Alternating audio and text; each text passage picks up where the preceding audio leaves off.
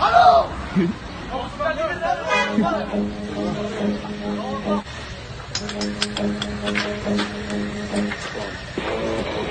Alo! Nerede babam ya? Neredesin? Nerede?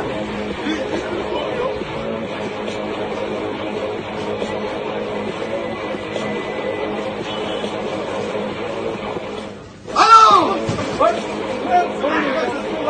Neredesin?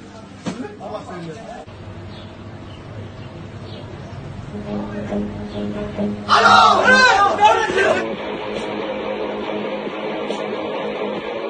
Ha, abi gelmiş ama kapalıdır dükkan. Ben geldim önündeyim kapalıdır. Kimse yok içeride. Alo! Hayat tamam. Yardımcı ben. Görüşürüz.